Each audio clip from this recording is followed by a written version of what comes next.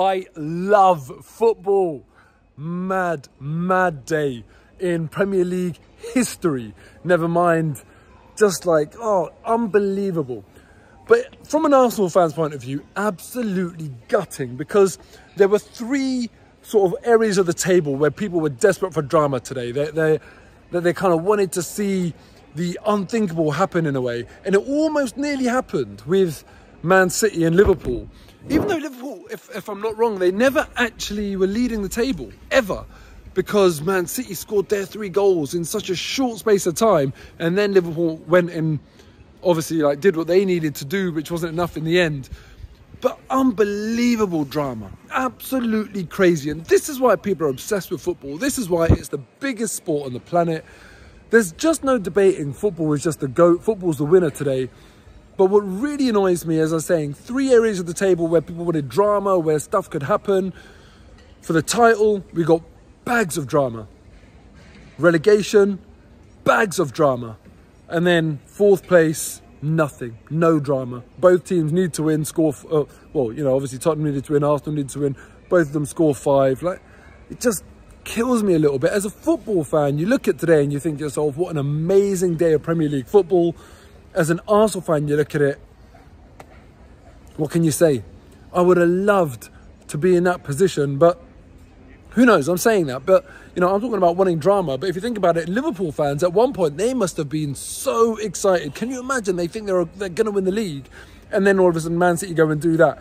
If that was Arsenal today, let's say Tottenham were 2-0 down, and we needed to score 1 goal, we'd be thinking it's going to happen. We would have been crushed, absolutely crushed.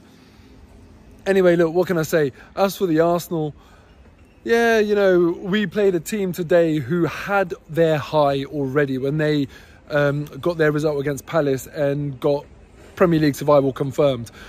Everton were never, ever going to be able to muster up the motivation to turn up and cause us a significant problem today. Because after that high, let's face it, they're probably still struggling. You know, let's put it that way, after the party they would have had after they got survival. But it's just annoying to me. It's really annoying to me. Final game of the season, you win 5-1, should be sort of a carnival atmosphere.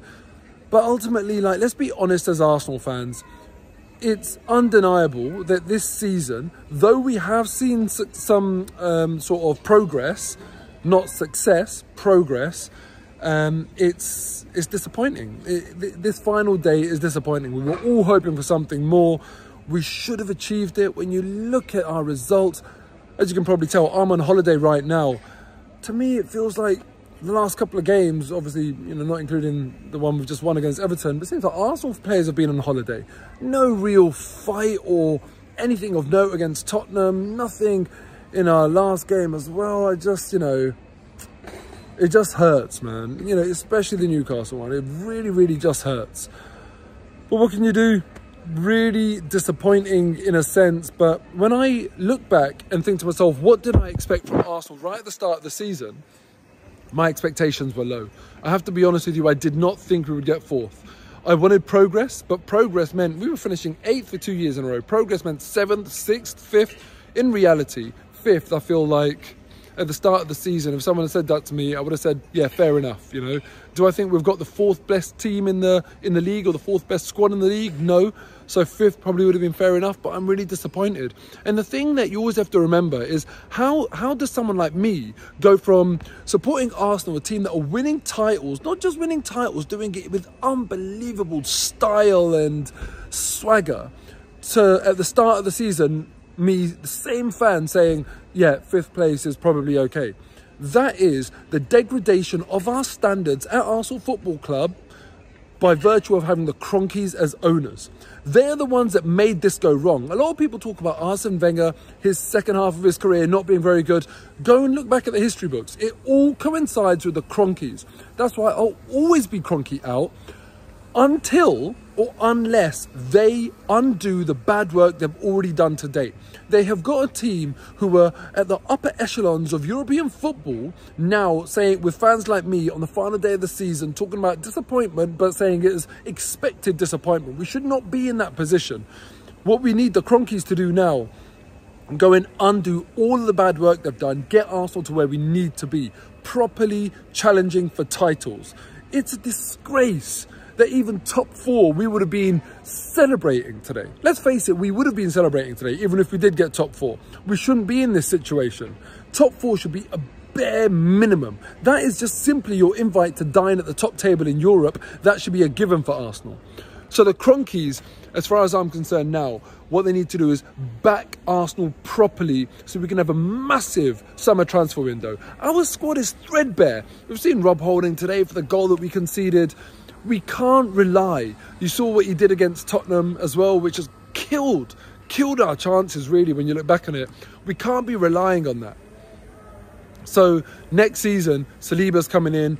That's the sort of squad depth I want. For 2 positions, Gabriel, Ben White, Saliba, Holding as a 4th, that's fair enough.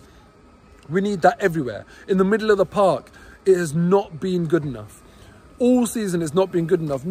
There's no Arsenal midfielder, in my opinion, that other top 4, top 6 rivals look at and say, oh, I'd love to have him. Maybe Thomas Partey. But even Thomas Partey hasn't done it well enough for long enough since it's come into English football. Hopefully next season he can do consistently over the 38 games what he showed us in glimpses this season. But Xhaka and Neni, look, we know where we stand with them. Both of them. Happy for them to be squad players. Neither of them are that starting calibre. Up front now, look at what we're talking.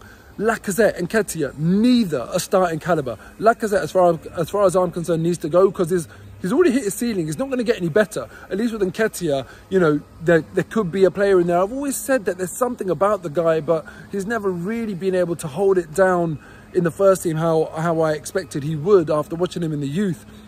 Big striker, big midfielder. Saliba comes in. We need to start acting proper. Cedric and Tavares in our final game of the season. Can you imagine? Can you imagine Arsenal going in the Champions League with Cedric and Tavares?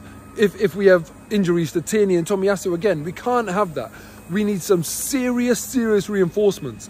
And after the Cronkies do that, if they do it, then Mikel Arteta, no more excuses. You have had plenty of transfer windows. You have spent plenty of money, even more so after this summer transfer window. If what I want to see happen, there can be no more excuses. Next season, if we are not talking about, minimum 4th place, and I want to see us properly challenging, because for Chelsea, it's going to be really, really worrying times. We don't know what's going on with their ownership. Chelsea, like no other club, they have got a whole range of what can happen to them. New sugar daddy billionaire owner like Abramovich to just keep the cycle going, or liquidation. It's crazy with Chelsea right now. And that uncertainty, I think, will have a potential impact on them. I want to see Arsenal aiming for 3rd as a target next year. And, if we can do more, great. But let's be realistic in terms of that gap between Liverpool and City. Anyway, that's all that I need to say today. I want to say thank you to my sponsor for this video, Fumes. And that's the season done. Let me know in the comments below how you saw this season. Are you satisfied? Are you content? Are you disappointed? Are you excited about next season? What do you expect in the transfer window? Arsenal need to push on. If we're going to really go with this Arteta project, we're back in Europe, Europa League. We need to go and win that next season, and we need a top 4 finish. Trophy and top 4 for next season. Let me know in the comments what you're hoping for next season. And yeah, I guess I'll see you for the pre-season friendlies. Take care.